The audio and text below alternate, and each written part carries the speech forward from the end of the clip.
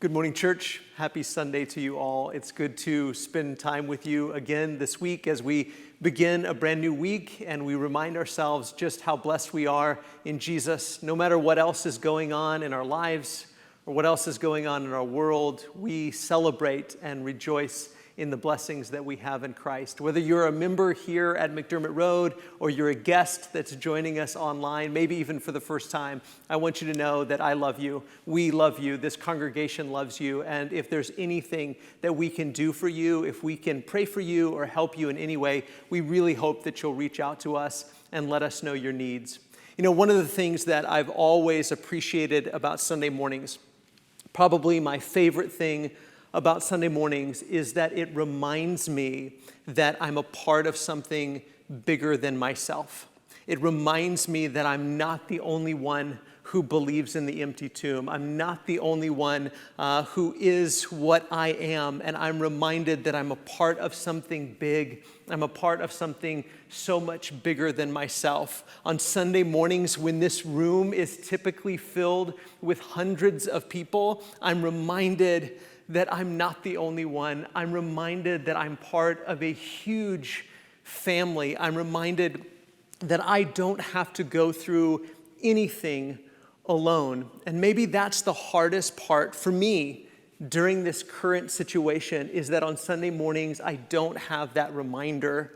I don't see your faces, and so I don't have the reminder that I'm part of something bigger than myself. And I know that for many of you, you struggle with that as well. But I'm also reminded that even on a typical Sunday morning, when this room was filled with hundreds and hundreds of people, we still were only a fraction of the people throughout the world who were gathered together. We still, even when we had that visual reminder that we're not the only ones and that we're part of something bigger than ourselves, we still had to use our imaginations and remind ourselves that there are millions and millions and millions of people that are united in worship this morning. That was always true. It was true when this room was filled, and it's true on days like this where the room is empty. Sometimes we just have to use a little more imagination than at other times, but every Sunday morning requires us to use our imaginations and to remember that when we take the bread and when we share the cup and when we sing the songs and we say the prayers, we are part of something so much bigger than ourselves. We are together. We are united. And not just united in worship, but also united in mission. That's what Sunday morning reminds us of, that we're not only united in worshiping God, we're not only united in celebrating the empty tomb, we're united in mission because of the empty tomb. In fact, when you think about what the mission of the church is, here's one way we might put it. The mission of the church is to invite others to experience the power of resurrection in their lives. To know about the resurrection, yes, but more than that. The mission of the church, the mission that unites us, is to invite others to experience the power of resurrection in their lives. The power of resurrection to die to the old self, to put off the old self, to be united with Jesus, to be raised up from the water of baptism, to walk in a brand new, resurrected, changed, transformed, redeemed, forgiven life that puts on, as we talked about last week, it puts on kindness and humility and patience, and it becomes something different. We've experienced that. We are beginning to experience that. We are going through that. We are experiencing, if we believe in and we embrace the empty tomb, we are experiencing the power of the resurrection in our lives. And so our mission, your mission and my mission, the mission that unites us, is to invite as many others as we possibly can to experience the power of resurrection in their lives. Yes, this is a sermon about evangelism, about telling other people about Jesus. And I don't know about you, but whenever I hear a sermon about evangelism, it makes me a little overwhelmed. How about you? Because I think about all the millions and millions, the billions of people in the world who need to experience the power of resurrection in their lives. The billions of people in the world who need to hear about the empty tomb and need to know what Jesus can do for them. And so I feel a little bit overwhelmed when I think about all the people in the world who need to hear about Jesus. So my goal for the sermon this morning is that I want you and I want us to embrace our role. I want you to embrace your role in the global mission of the church without feeling overwhelmed. That's the goal this morning, is for you to embrace your role in the global mission of the church without feeling overwhelmed. For you to know that you are part of something bigger than yourself, that you have a mission to accomplish, that you're a part of inviting the world, everyone who has not yet heard, everyone who has not yet seen, everyone who has not experienced the power of the empty tomb in their lives, the power of resurrection in their lives, the power of what Jesus can do for them and what the Spirit can do in them. It's your job, it's your joy, it's your role, it's your responsibility to help take that message to the world, to help invite others to experience the power of resurrection in their life. But it's not just your job. You're not alone. You don't have to do it by yourself. You play a role, and I play a role, and every other child of God plays a role. So don't get overwhelmed. It's really not as hard as you think. And I want to give us a couple things that we can think about this morning as we wrap up this series on resurrected living, and as we look at the way Paul wraps up his letter, the letter of Colossians, chapter 4 and verse 2. This is our text for this morning. Colossians 4 and verse 2. Paul says, "Continue steadfastly in prayer, being watchful in it with thanksgiving.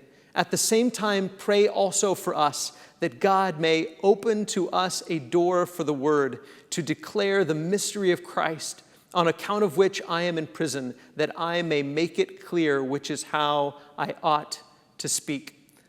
I want you to recognize that as Paul is writing to this church family, he's writing from prison, and he's encouraging them and wrapping up his letter on what it looks like to live a Christ-centered life, to live a resurrected life. What he encourages them to do, first and foremost, is pray. Pray. And not only pray for their own lives and what's going on in their own world, but to pray for him. Here's something to think about. Paul considered everyone who prayed for him to be a vital participant in his ministry. Think about that for a second. Paul considered every single church and every single Christian, every single one who offered up a prayer on his behalf, to be an essential participant in his ministry, to be an essential participant in his ministry. Even though maybe some of those people would never leave Colossae. They were there. They weren't going to come and follow him on his journeys. They weren't going to come and visit him in prison. They weren't going to be arrested with him or beaten with him or preach with him or teach with him. But if they prayed for him, Paul considered them to be an active, a vital, an essential participant in his ministry. And think about what he encourages them to pray for. What does he say? I want you to pray for what? That God would open doors of opportunity.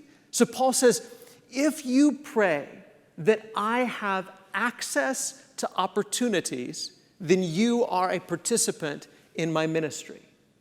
If you pray that I have access to opportunities, then you are a participant in my ministry. And two, he says, I want you to pray that I will speak with clarity.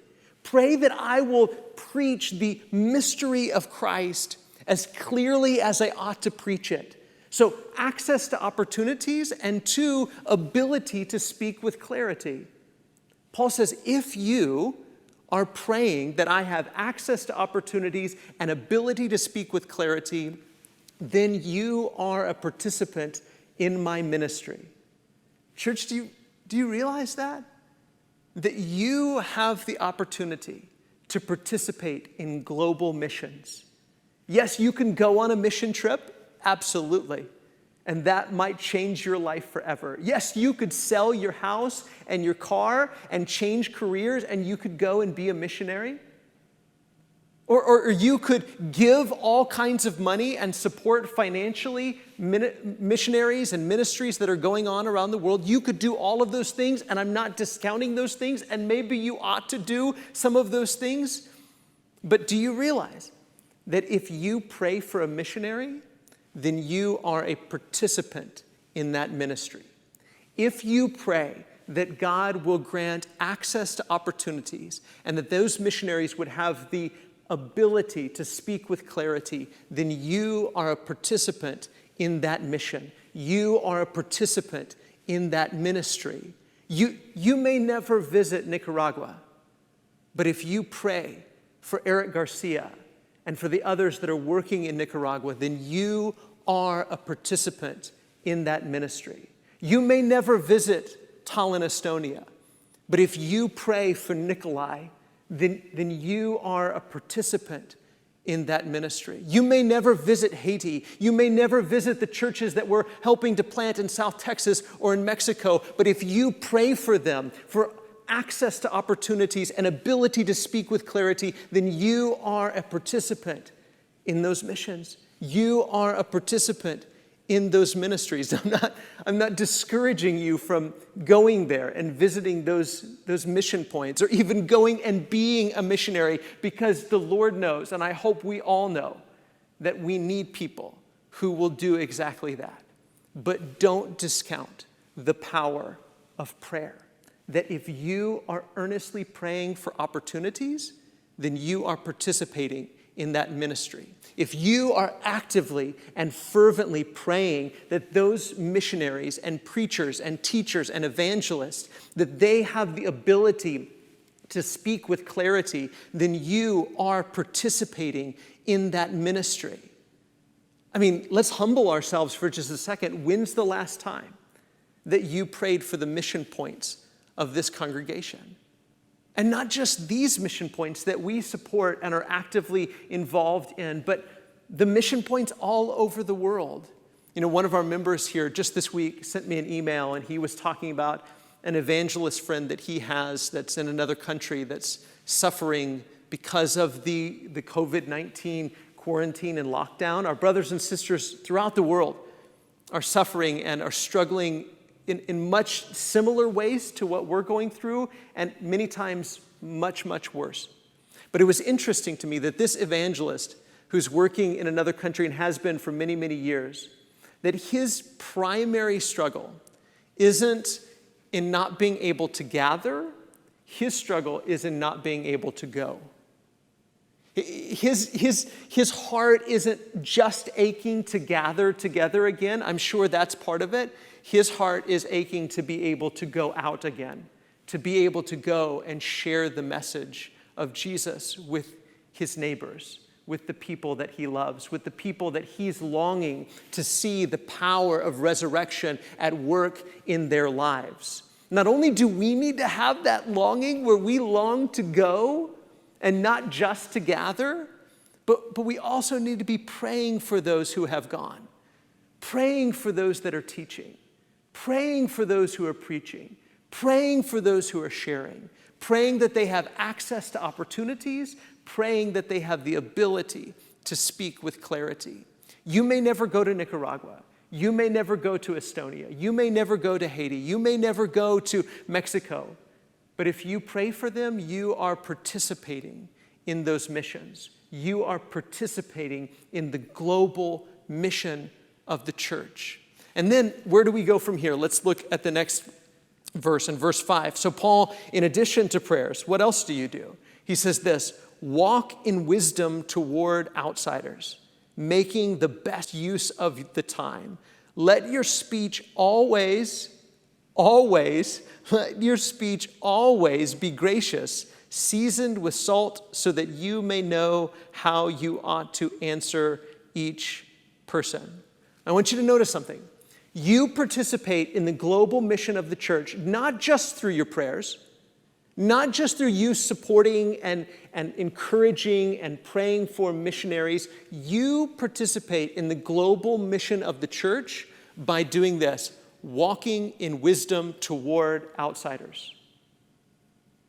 Every single interaction that you have with someone outside of the body of Christ, every interaction you have with an unbeliever, every interaction you have with someone who has not yet experienced the power of resurrection in their life, every single interaction you have is an opportunity. Paul says, walk in wisdom toward outsiders, making the best use of the time. Every single interaction you have is an opportunity. Now, that doesn't mean every interaction you have, you need to have a Bible study with them, right? It doesn't mean every time you go to a restaurant, and I think we will go back to restaurants someday, and every time a waiter brings you your food and they don't yet know about Jesus, it doesn't mean you should say, sit down, I need to have a Bible study with you right now. It doesn't mean every time you go through the grocery store checkout line that you try to teach the gospel to the person who is selling you your groceries. It doesn't mean that every time you talk with your coworker or a fellow student at school that you need to have a Bible study every single time. But it does mean that every interaction you have is an opportunity to walk in wisdom, to be careful what you say and what you do and how you act, because everything that you do and everything that you say is a reflection on Jesus and on Jesus' people. And Paul tells the church at Colossae, you must walk in wisdom toward outsiders. You've got to be very careful with the opportunities that you have. Every interaction that you have with a person outside of Christ is an opportunity to bring glory to God, an opportunity to show that person, this is what the church is all about. This is how God's people love. This is how God's people love our family. This is how God's people love our neighbor. This is how God's people love our enemies. Every interaction you have is an opportunity, which means every time you post something on Facebook and an outsider sees your post on Facebook, every time you comment on a post on Facebook, every time you tweet something, every time you post something on Instagram, every time you put something on Snapchat, every time you interact with someone online, it's an opportunity to show people this is what a person looks like who has experienced the power of resurrection in their lives. You have the opportunity to bring glory to God with every single interaction you have. It doesn't mean you have to have a Bible study every 5 minutes. It's good to have Bible studies with people, and I'm not discouraging you from having Bible studies with people. Do that. That's great. But you don't have to have a Bible study every time you have an interaction. But you do have to make sure that you're wise with how you interact with people. But notice what else he says. He says, let your speech always be what? Gracious. Let your speech, not sometimes be gracious, but let your speech always be gracious. And the Greek word that's translated gracious here, it can be defined this way: a winning quality or attractiveness that invites a favorable response. A winning quality, a winsome way of talking, a winning quality or attractiveness that invites a favorable reaction. Let your speech always be gracious. Let your speech, everything you say, whether you post it online or you say it to someone in person or you say it about somebody behind their back, whatever you're saying, and I'm preaching to myself just as much as I am anybody, Let your speech always be of a winning quality, attractive, so that it invites a favorable reaction. Why? Because every interaction you have with an outsider is an opportunity to act and walk in wisdom. And this is what wisdom looks like. Let your speech always be gracious. Let it be winsome. And then he says it needs to be seasoned with salt. Isn't that why we put salt on things? I mean, we could talk about all kinds of qualities of salt, but here's a pretty simple reason we put salt on things. It makes stuff better, right? It makes stuff better. Whether you're eating meat or you're eating potatoes or whatever you're eating, it makes stuff better. It makes food better. It makes it more enjoyable. And Paul says that's the way your speech should always be. As followers of Jesus, as people who have experienced the power of resurrection in their life, as people who are participating in the global mission of the church to bring outsiders inside, to help outsiders experience the power of resurrection in their lives, your speech needs to always be seasoned with salt. It needs to be winsome and favorable. It needs to make things better. If we open our mouth, it should only be to make the situation better. It should only be to make the conversation better. It should only be to make a person better and to help them to see that Jesus' way is a better way. So listen, not everybody is a teacher. You know that? Not everybody is a teacher. And it's okay if you're not a teacher. It's okay if you are just completely overwhelmed when you think about having a Bible study with somebody. And again, I'm not discouraging you from having a Bible study with someone. But I do want you to know that you can participate in the global mission of the church without sitting down and having a Bible study with every unbeliever you know. But here's what every believer must do. 2 things. 1, pray for progress. Pray for progress. Pray for progress. Pray for our missionaries. Pray for our missionaries. Pray for me, church. Pray for me. Pray that God may open doors of opportunity, and pray that I have the ability to speak the truth about Jesus with clarity. Pray for all of our ministers. Pray for all of our elders. Pray for all of our deacons. Pray for all of our teachers and our Bible class teachers. Pray for all of us. Pray for the progress of the gospel in Collin County. Pray for the progress of the gospel in Texas. Pray for the progress of the gospel in Mexico. Pray for the progress of the gospel in the United States. Pray for the progress of the gospel in Central America and South America and in Europe and in Africa and in Asia and all over the world. Pray for the progress of the gospel.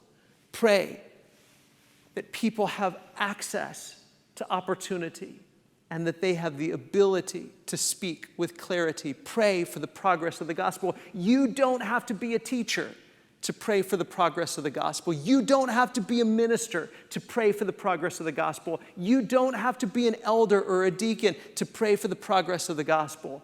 Pray for progress. Every Christian can participate in the global mission of the church by praying for progress. And then 2, season your speech. Season your speech. Let your speech always be gracious. You can do that. You don't have to have a degree in theology. You don't even have to know all the books of the Bible to season your speech. Let your speech always be gracious, seasoned with salt. Be wise in the way you walk towards outsiders. Church, if we would do these 2 things, if we would pray for the progress of the gospel and we would season our speech, and be careful what we post online. We see it, don't we?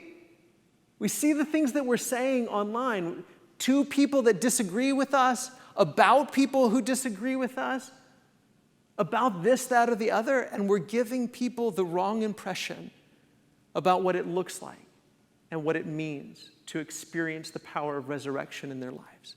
It's not to say we're trying to give people the impression that we're perfect. We're not. We're not perfect. I'm not perfect. You're not perfect. Nobody is perfect, and nobody ought to be trying to give the impression that they're perfect.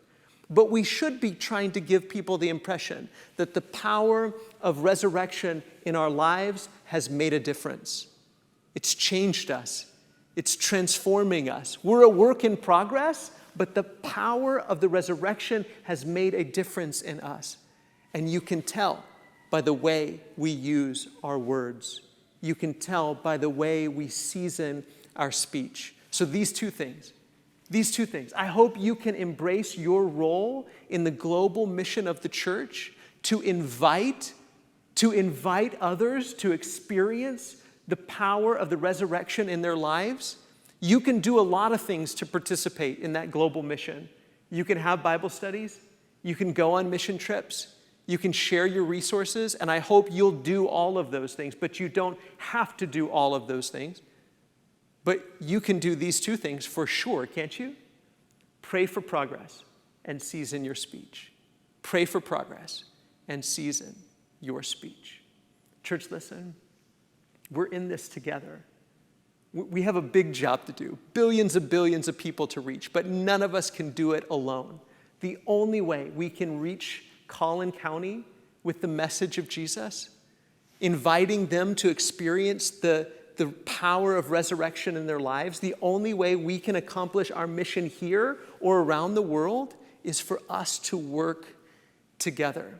We really are brighter together than we are apart. And that's why I am so thankful for each and every one of you, for your participation in the local work of the church and your participation in the global work of the church.